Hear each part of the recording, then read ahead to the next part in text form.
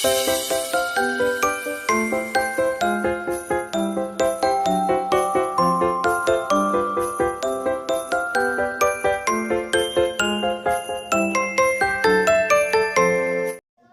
Guys, तो welcome to my channel. आज के सेशन में हम लोग कवर करेंगे यूपीएससी में प्री के एग्जाम्स में यानी प्रारंभिक परीक्षा में 2012 से लेकर 2024 तक जितने भी क्वेश्चंस मध्यकालीन भारत के इतिहास में पूछे गए हैं उनको देखेंगे और एनालिसिस करेंगे कि किस प्रकार के क्वेश्चंस आगे एग्जाम्स में पूछे जा सकते हैं। इसके अलावा आप सोच सकते हैं कि कुछ क्वेश्चनों की वजह से हम इसको प्री में पढ़ें या ना पढ़ें, अच्छे से पढ़ें या ना पढ़ें। अगर आप चाहें तो प्री के लिए स्किप भी कर सकते हैं, लेकिन मैं यही कहूँगा नहीं, भले ही कम क्वेश्चन पूछे जा रहा हूँ आप पढ़ लीजिए, क्योंकि आगे चल के आपको एग्जाम्स में काम देंगे, मेंस में काम देगा। ठीक है, तो चलिए स्टार्ट करते हैं।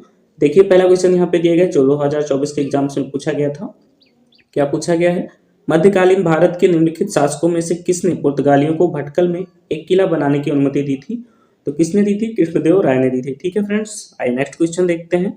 2024 से एक ही क्वेश्चन पूछा गया था। 2023 के एग्जाम्स में देखिए क्या दिया गया है।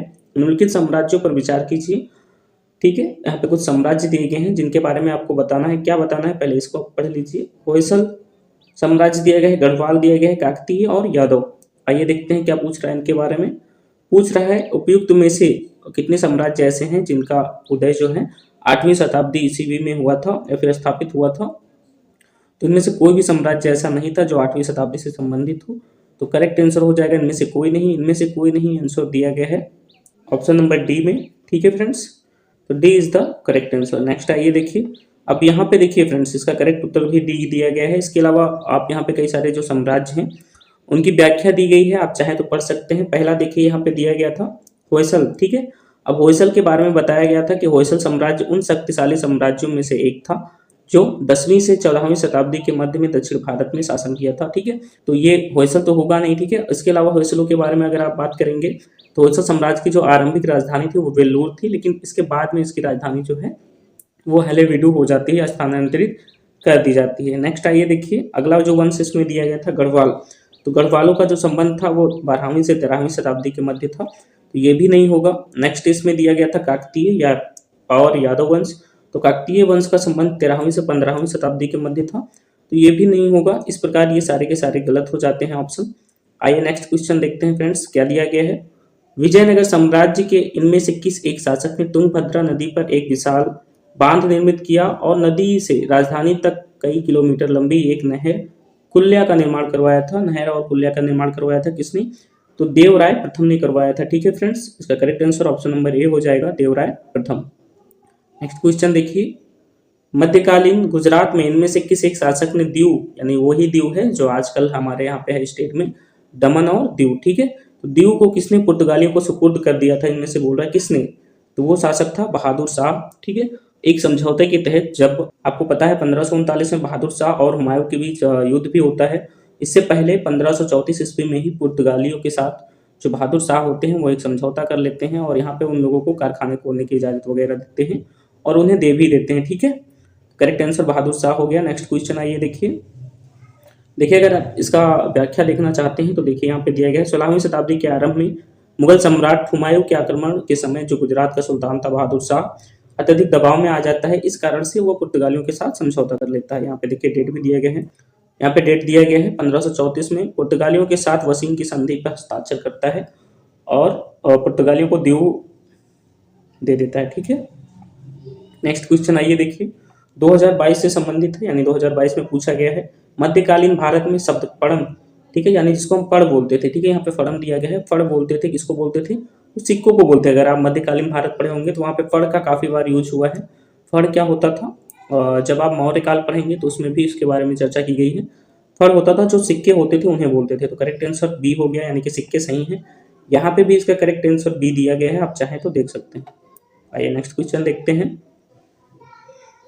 तो नेक्स्ट क्वेश्चन देखेंगे फ्रेंड्स, भारतीय इतिहास के संदर्भ में निम्नलिखित कथनों पर विचार कीजिए। पहला ऑप्शन दिया गया है भारत पर पहला मंगोल आक्रमण जलालुद्दीन खिलजी के राज्यकाल में हुआ था, तो ये ऑप्शन गलत है। नेक्स्ट देखिए, दूसरा दिया गया है अलाउद्दीन खिलजी के राज्यकाल में एक मंगोल आक्रमण दिल्ली तक आ पहुंचा था, तो ये सही है। ठीक है, तो दूसरा वाला सही है और पहला गलत है। नेक्स्ट आइए देखिए, तीसरा पढ़ते हैं हम लोग। मोहम्मद बिन तुगलक मंगोलों से अपने राज्य के कुछ उत्तरी पश्चिमी भाग को अस्थायी रूप से हार गया था, तो ये भी गलत हो जाएगा। यानी कि जो करेक्ट आंसर होगा केवल दो किस में दिया गया है, ऑप्शन नंबर बी में दिया गया है, तो करेक्ट आंसर हो जाएगा केवल दो। ठीक है, ऑप्शन नंबर बी। आपको बस देखना है हाँ किस प्रकार के क्वेश्चन पूछे जा रहे हैं, क्योंकि नॉर्मली ऐसी नॉलेज आपको है, मुझे लगता है थोड़ी बहुत अगर मेहनत करनी है तो कर लीजिए। ठीक है, आइए देखिए यहाँ पे दिया गया है पहला क्वेश्चन 2021 में जो पूछा गया है, मध्यकालीन भारत के संदर्भ में निम्नलिखित में से कौन सा आकार की दृष्टि से आरोही क्रम में सही अनुक्रम है। शासन से संबंधित कुछ शब्दावलियां हैं, आपको बताने हैं कि कौन सा है जो सबसे आरोही क्रम में है, मतलब सबसे छोटा, फिर उससे बड़ा, फिर उससे बड़ा। तो जो इसका सही आंसर होगा हो जाएगा फरगना होता था, फरगने से मिलकर सरकार बनता था और सरकार से मिलकर सूबा बनता था। Correct answer option number A हो जाएगा। ठीक है फ्रेंड्स, नेक्स्ट क्वेश्चन आइए देखते हैं। देखिए ए इसका करेक्ट आंसर यहाँ दिया भी गया है, आप चाहें तो यहाँ पे देखिए कुछ चीजें दी गई हैं और एनालिसिस के तौर पर आप देख सकते हैं। चलिए देख लेते हैं 1 मिनट के लिए। मध्यकालीन भारत में राज्य का प्रशासनिक विभाजन सूबा यानी प्रांत प्रदेशों में हुआ था, और सूबा जो होता था वो सरकार से कई सारे सूबे मिलकर एक सरकार बनाते थे, और जो सरकार होता था वो फरगनों में विभाजित किया जाता था, और जो फरगने होते थे वो गाँव में विभाजित होते थे। ठीक है, तो सबसे छोटी जो इकाई होती थी वो गाँव होती थी, और गाँव से बड़ी इकाई जो होती थी वो फरगना होता था। फरगना से मिलकर सरकार बनता था और सरकार से मिलकर एक सूबा बनता था। ठीक है फ्रेंड्स, तो आइए नेक्स्ट क्वेश्चन देखते हैं। और कई सूबों को मिलाकर मतलब एक राज्य बनाया जाता था। ठीक है, तो चलिए नेक्स्ट क्वेश्चन देखिए, ये रहा नेक्स्ट क्वेश्चन। भारतीय इतिहास के संदर्भ में निम्नलिखित कथनों में से कौन सा या से कथन सही है। कौन सा सही है, पहला ऑप्शन दिया गया है हैदराबाद राज्य से आरकोट की निजामत का उदय हुआ, और दूसरा ऑप्शन दिया गया यहाँ पे विजयनगर साम्राज्य से मैसूर का उदय हुआ। देखिए तीसरा ऑप्शन भी हम लोग पढ़ लेते हैं, रुहेलखंड राज्य का गठन अहमद शाह दुर्रानी द्वारा अधिकृत राज्य क्षेत्र से हुआ था। तो ये देखिए कितने मतलब ऑप्शन ही यहाँ पे गलत हैं, आप वैसे भी फाइंड कर सकते हैं। अरकोट का उदय हुआ हैदराबाद राज्य, ये गलत हो जाएगा। नेक्स्ट देखिए रुहेलखंड वाला भी गलत है, और मैसूर से जो है विजयनगर राज्य से ही मैसूर का उदय हुआ था। तो तीसरा सेकेंड वाला ऑप्शन जो है यहाँ पे सही हो जाएगा। तो करेक्ट आंसर हो जाएगा केवल दो। केवल दो किस में सही दिया गया है, ऑप्शन नंबर बी में दिया गया है, तो यही आपका करेक्ट आंसर हो जाएगा। नेक्स्ट आइए देखते हैं। ठीक है फ्रेंड्स, यहाँ पे देखिए एक शब्दावली शॉर्ट सा क्वेश्चन दिया गया है, तालीकोटा का युद्ध तो कब हुआ था, 1765 में हुआ था, और इसी युद्ध के पश्चात विजयनगर साम्राज्य का जो है वो पतन हो जाता है। ठीक है, आइए नेक्स्ट देखते हैं अगला क्वेश्चन। क्वेश्चन नंबर 3 दिया गया है, पुर्तगाली लेखक नूनीज के अनुसार विजयनगर साम्राज्य में महिलाएं निम्नलिखित में से किस क्षेत्र में निपुण थी। तो पहला दिया गया है कुश्ती में थी, तो बिल्कुल निपुण थी, लेखाकरण में भी निपुण थी, ज्योतिष शास्त्र में भी, और भविष्य में बाड़ी में भी वो महिलाएं जो थी वो निपुण थी। इसके अलावा युद्ध शास्त्र, नाट्य शास्त्र, इन सभी में निपुण थी, यानी महिलाओं को हर क्षेत्र में भागीदारी दी जाती थी विजयनगर साम्राज्य में।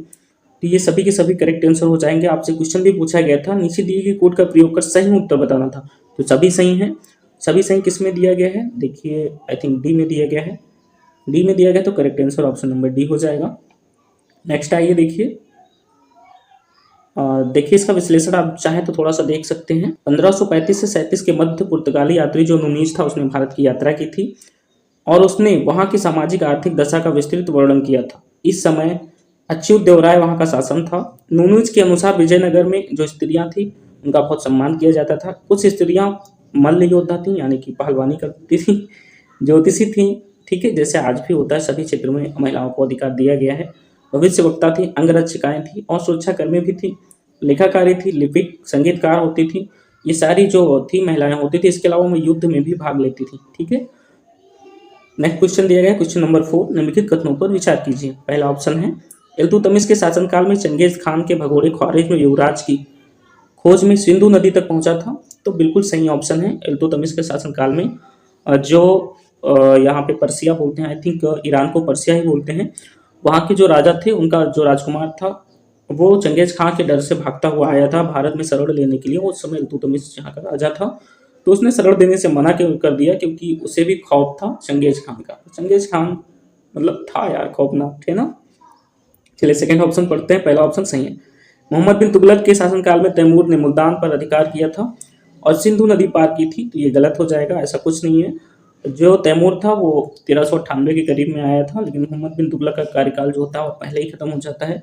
विजयनगर साम्राज्य के देवराय द्वितीय के शासनकाल में वास्को डिगामा केरल पहुंचा था, तो ये भी गलत है, क्योंकि वास्को डिगामा जब पहुंचता है 1498 में, उससे पहले ही देवराय द्वितीय का जो कार्यकाल होता है वो समाप्त हो जाता है। ठीक है, तो दोनों के दोनों ऑप्शन यहाँ पे गलत हैं।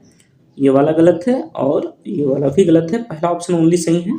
आपको यहाँ पे बताना भी था कि उपयुक्त में से कौन सा ऐसे ऑप्शन सही है, तो करेक्ट आंसर हो जाएगा केवल एक सही है, केवल एक दिया गया ऑप्शन नंबर ए में। नेक्स्ट आइए देखते हैं, यहाँ पे देखिए वही चीज दिया गया है विश्लेषण में।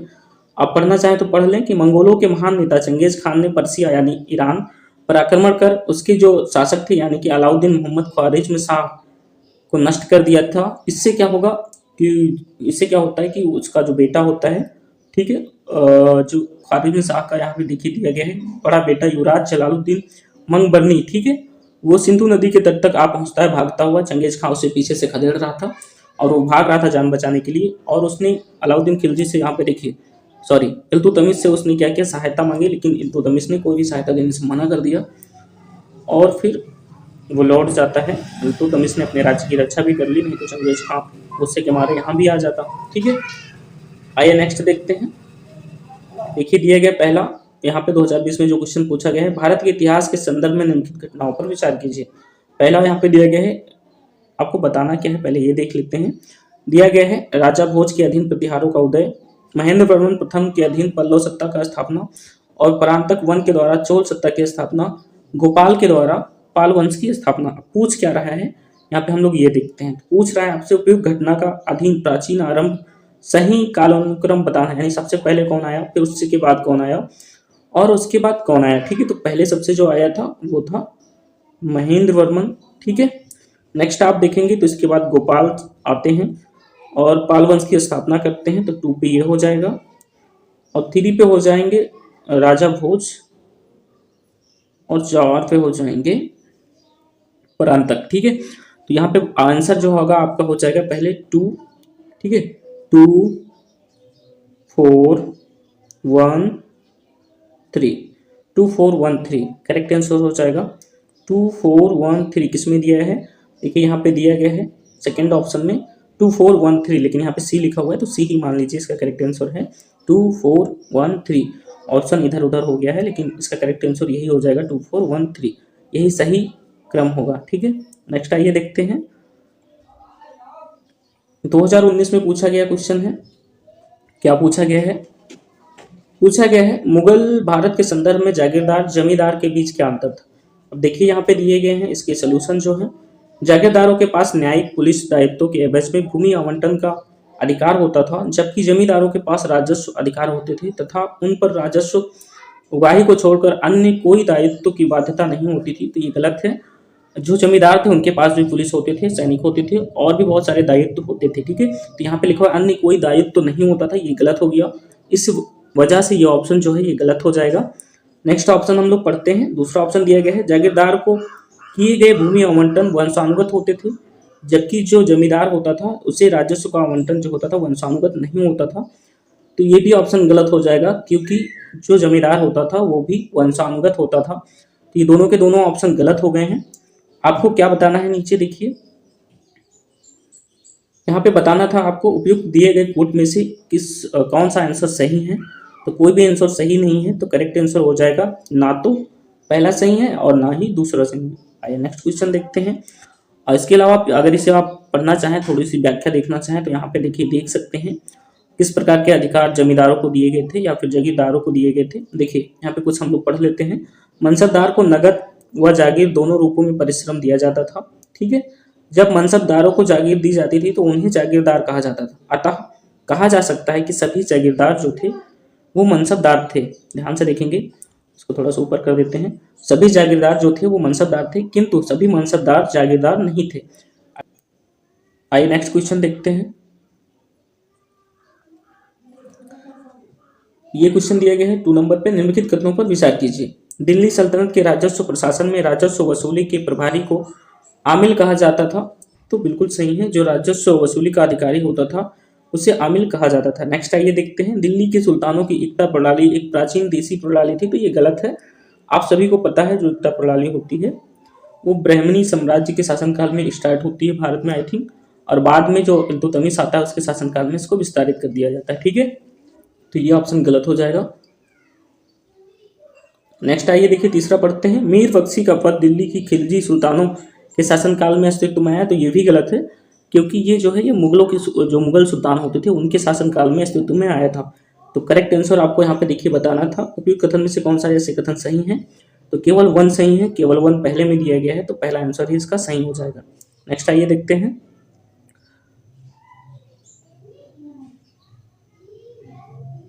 नेक्स्ट क्वेश्चन ये रहा। ठीक है फ्रेंड्स, निम्नलिखित कथनों पर विचार कीजिए, आपको विचार करके बताने हैं। संत निम्बार्क अकबर के समकालीन थे, तो ये गलत हो जाएगा। नेक्स्ट देखिए, संत कबीर शेख अहमद सरहिंदी से अत्यधिक प्रभावित थे, तो ये भी गलत हो जाएगा, पहला तो गलत ही है ये भी, क्योंकि संत कबीर जो थे वो अपने गुरु रामानंद से अत्यधिक प्रभावित थे, ना कि शेख अहमद सरहिंदी से। ठीक है, दोनों के दोनों गलत है, करेक्ट आंसर हो जाएगा ना तो पहला सही है, ये वाला डी हो जाएगा, यानी कि ना तो पहला सही है ना ही दूसरा सही है। नेक्स्ट आइए देखते हैं। आप देखिए यहाँ पे दिया गया है, अगर चाहे तो विश्लेषण थोड़ा सा पढ़ सकते हैं। चलिए हम लोग पढ़ लेते हैं, थोड़ा सा देख लें, हो सकता है कोई देखना चाहता हो। निम्बकाचार्य को रामानुजन के समकालीन माना जाता है। ठीक है, वही 11वीं 12वीं शताब्दी के संत थे, और यहाँ पे बोला गया था अकबर के, जबकि अकबर का शासनकाल 1556 से 1605 ईस्वी तक रहता है। 1556 में जो पानीपत का युद्ध होता है उसमें अकबर शामिल होते हैं। ठीक है, इससे पहले 1542 में ही अकबर का जन्म होता है, अतः जो कथन 1 है वो गलत हो जाएगा। नेक्स्ट देखिए, निम्बकाचार्य को द्वैताद्वैतवाद के नाम से भी जाना जाता है, क्योंकि इन्होंने इस मत को प्रतिपादित किया था। नेक्स्ट आइए देखिए, अगला दिया गया विश्लेषण में, संत कबीर जो थे वो लोधी सुल्तान सिकंदर लोधी के समकालीन थे और अपने गुरु रामानंद से अत्यधिक प्रभावित थे। ठीक है फ्रेंड्स, संत कबीर को हिंदू मुस्लिम एकता के प्रबल समर्थक के रूप में भी जाना जाता है। आइए नेक्स्ट क्वेश्चन देखते हैं। अगला क्वेश्चन दिया गया है यहाँ पे, मियां तानसेन के संदर्भ में निम्नलिखित में से कौन सा कथन सही है, सही नहीं है, आपको बताना है कौन सा कथन जो है वो सही नहीं, यानी निगेटिव पॉइंट्स बताने इसमें। पहला देखिए, सम्राट अकबर द्वारा इन्हें दी गई उपाधि तानसेन थी, तो बिल्कुल भी गलत है। सम्राट अकबर द्वारा इन्हें मियां की उपाधि दी गई थी, तो यही इसका गलत आंसर हो जाएगा, क्योंकि यहाँ पे नेगेटिव ही बताना था, यही इसका गलत आंसर हो जाएगा। आगे भी आप चाहें तो पढ़ सकते हैं, सम्राट अकबर द्वारा इन्हें मियां की उपाधि दी गई थी, तानसेन की उपाधि नहीं दी गई थी। आइए जान लेते हैं इसका विश्लेषण क्या होगा। यहाँ देखिए, थोड़ा सा विश्लेषण आप लोग जान लीजिए, बहुत कम लाइन में हम लोग देखेंगे,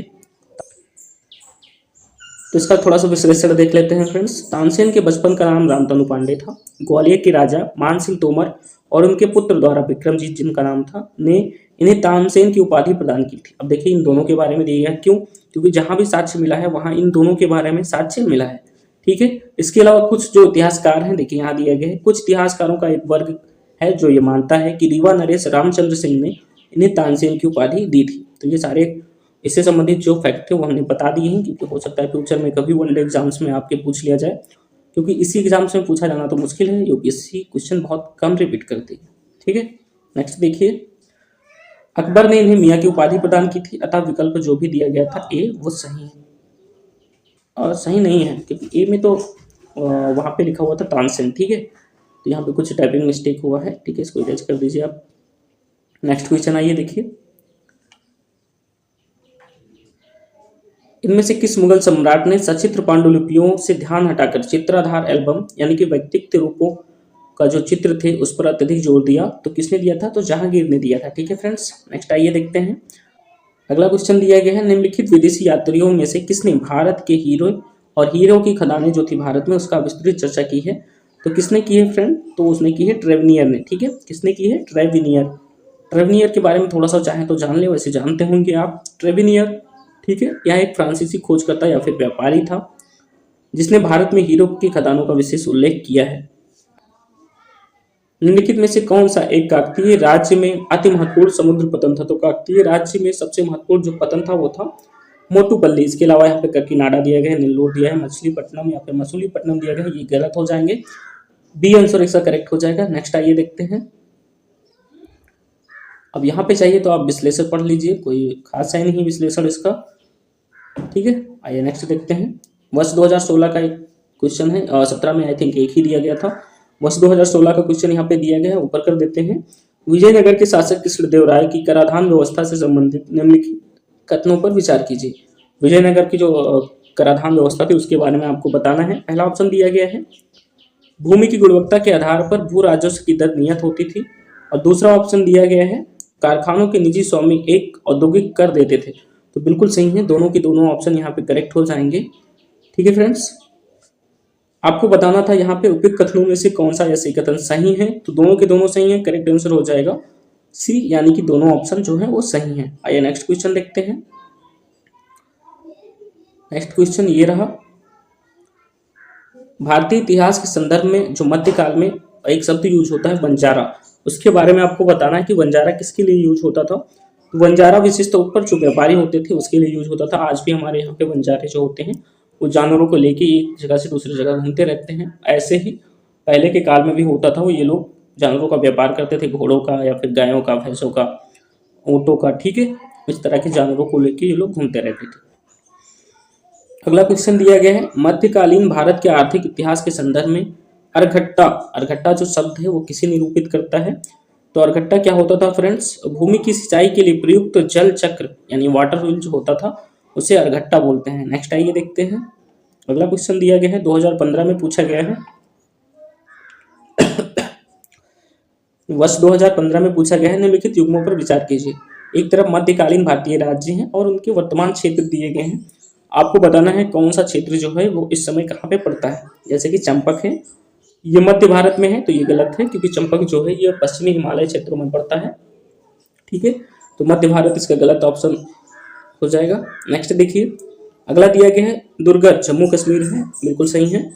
और नेक्स्ट दिया गया है कुल्लू, यानी कि जिसको हम कुल्लू बोलते हैं, कुल्लू मनाली कहाँ है, इसमें हिमाचल प्रदेश में है। यहाँ मालाबार दिया गया है, तो ये भी गलत हो जाएगा, यानी कि करेक्ट आंसर कौन सा होगा, केवल बीच वाला यानी कि दूसरा इसका करेक्ट आंसर हो जाएगा, ठीक है फ्रेंड्स। और दूसरा इसका करेक्ट आंसर होगा, तो नीचे आपको बताने थे कौन सा सुमेलित है, तो केवल दूसरा सुमेलित है, करेक्ट आंसर हो जाएगा ऑप्शन नंबर बी, केवल दूसरा सुमेलित। नेक्स्ट क्वेश्चन देखते हैं, क्वेश्चन कहाँ गया इसका, आई थिंक इसी में है, क्वेश्चन जुड़ा हुआ है, यहाँ से देखिए दिया गया है, इनमें से किसने कृष्णा नदी की सहायक नदी के दक्षिणी तट पर एक नए नगर की स्थापना की, ठीक है। कौन था जिसने कृष्णा नदी की सहायक नदी के तट पर एक नए नगर की स्थापना की थी, ठीक है। अब आगे का आप चाहे तो पढ़ें, अगर आपको आंसर पता है तो वैसे भी पढ़ने की कोई जरूरत नहीं है। तो किसने की थी, हरिहर प्रथम ने की थी। किसने की थी, हरिहर प्रथम ने, जिसने विजयनगर साम्राज्य की स्थापना की, आप सभी को पता है। नेक्स्ट आइए देखते हैं, अगला क्वेश्चन दिया गया है, यहाँ पे शायद नीचे दिया है, ये रहा। नेक्स्ट क्वेश्चन देखिए फ्रेंड्स, निम्नलिखित कथनों पर विचार कीजिए, ठीक है। बाबर के आने के बाद या फिर बाबर के आने के फलस्वरूप भारत में कौन सी घटनाएं हुई उसके बारे में चर्चा की गई है। पहला ऑप्शन दिया गया है, उपमहाद्वीप में बारूद के उपयोग की शुरुआत होती है, तो गलत है। इससे पहले ब्राह्मणी राज्य और विजयनगर साम्राज्य में युद्ध होता है, वहां पे बारूद का प्रयोग किया जाता है, तो ये ऑप्शन गलत हो जाएगा। अब पहला तो गलत हो गया, नीचे के कुछ ऑप्शन दिए गए हैं, ठीक है। इस क्षेत्र की स्थापत्य में मेहराब एवं गुम्बद बनने की शुरुआत हुई, नहीं पता हुई या नहीं हुई, ठीक है। लेकिन हम लोग पहले ऑप्शन से देखते हैं, यहाँ पे कुछ एलिमिनेट कर पाए। पहला ऑप्शन गलत हो जाएगा अगर, तो देखिए यहाँ पे फ्रेंड्स दिया गया है, पहला ऑप्शन इसमें दिया गया है तो ये भी गलत हो गया, इसमें दिया गया है ये भी गलत, और इसमें भी पहला दिया गया है तो ये भी गलत हो जाएगा। करेक्ट आंसर हो जाएगा ऑप्शन नंबर बी, यानी कि तीसरा जो है वो सही है, ठीक है फ्रेंड्स। अब क्या होता था कि जो पहले के एग्जाम्स होते थे फ्रेंड, जैसे यूपीएससी के प्री होती थी 2020 के पहले, 21 के पहले, तो इस प्रकार के क्वेश्चंस ज़्यादातर पूछे जाते थे। ज़्यादातर क्या, सभी क्वेश्चन लगभग ऐसे ही होते थे। तो उसमें क्या होता था, बहुत ही आसान होता था करने में, आपको प्री क्लियर करने में अगर आप थोड़ी सी मेहनत कर लें तो इस मेथड का यूज कर सकते थे एलिमिनेट का, लेकिन अब नहीं कर पाएंगे क्योंकि ट्रेंड बिल्कुल भी बदल गया है। इसके भरोसे अब मत जाइएगा, केवल 10 क्वेश्चन 8 क्वेश्चन इस तरह के आ रहे हैं, 10 क्वेश्चन 15 क्वेश्चन, तो उसके भरोसे आप नहीं क्लियर कर सकते। हाँ, ऐसे क्वेश्चनों को आप करिए, अगर एग्जाम्स में आते हैं तो करिए, क्योंकि ये आपको सक्सेस होने में ज़्यादातर संभावनाओं को निश्चित करेंगे। तबीयत मेरी कुछ सही नहीं है, टाइफाइड से थोड़ा परेशान हूँ। चलिए नेक्स्ट क्वेश्चन देख लेते हैं थोड़ा जल्दी जल्दी। देखिए अगला क्वेश्चन दिया गया 2014 में पूछा गया है, मध्यकालीन भारत में महत्तर और पट्टिकल पदनाम किसके लिए प्रयुक्त होता था। महत्कल और जो पट्टिकल है वो ग्राम के मुखिया के लिए प्रयोग होता था। इसके अलावा आप चाहें तो यहाँ पे देख सकते हैं बहुत सारी दक्षिण भारत की शब्दावलियाँ यहाँ पे दी गई हैं, जिससे देखिए प्रांतों को भुक्ति प्रदेश या भोग भी कहा जाता था, प्रांतीय शासकों को उपरिक खोक्ता भोगपति कहा जाता था। इसके अलावा यहाँ पे और भी देखेंगे आप, सीमांत प्रदेशों के जो शासक होते थे उन्हें गोप्ता कहा जाता था। ये दक्षिण भारत के संबंध में सारी शब्दावलियां हैं, इससे पहले मत ले लीजिएगा आप। भुक्तियों का विभाजन अनेक जिलों में किया जाता था, जिन्हें विषय कहा जाता था, यानी जो जिले होते थे उन्हें विषय कहा जाता था, और जो जिलों के प्रधान अधिकारी होते थे उन्हें विषयपति कहा जाता था। इसके अलावा कुछ दिया गया है। नगर प्रशासन के प्रमुख अधिकारी को पुरपाल कहा जाता था, जिसे नगर रक्षक भी कहते हैं, ठीक है। और नगर परिषद के प्रमुख को नगरपति कहा जाता था। इसके अलावा ग्राम व विषय के मध्य में एक छोटी सी इकाई और पाई जाती थी, ठीक है, जिसे हम पेट कहते हैं, ठीक है। क्या कहते हैं? पेट। नेक्स्ट आइए देखते हैं अगला क्वेश्चन 2013 से संबंधित है जो दिया गया है। देखिए यहाँ पे डेट पड़ा हुआ है 2013। निम्नलिखित भक्ति संतों पर विचार कीजिए। यहाँ पे कुछ भक्ति संत दिए गए हैं, उन पे आपको विचार करके आपको बताना है कौन सा सही है। दादू दयाल, गुरु नानक, त्यागराज। अब बताना क्या है आपको, उनमें से कौन उस समय उपदेश देते थे या देता था जब लोधी वंश का पतन हुआ, यानी कि उस समय जब 1526 का काल था, जब भारत में बाबर का आक्रमण होता है, पानीपत का प्रथम युद्ध होता है, उस समय कौन था? तो उस समय कौन था फ्रेंड्स? और दादू दयाल थे? तो नहीं थे, दादू दयाल होंगे नहीं। गुरु नानक हो जाएंगे, त्यागराज नहीं होंगे। तो करेक्ट आंसर हो जाएगा केवल दो। केवल दो किसमें दिया है? ऑप्शन नंबर बी में। तो करेक्ट आंसर हो जाएगा ऑप्शन नंबर बी, ठीक है फ्रेंड्स। आइए और देखते हैं, यहाँ पे इसका विश्लेषण दिया गया है। और 2013 के क्वेश्चन 4-5 क्वेश्चन थे, आई थिंक इसमें है नहीं, तो हम इस सेशन को यहीं पे स्टॉप करते हैं। देखिए नीचे क्वेश्चन नहीं दिए गए हैं, कोई भी क्वेश्चन नीचे नहीं दिया गया है।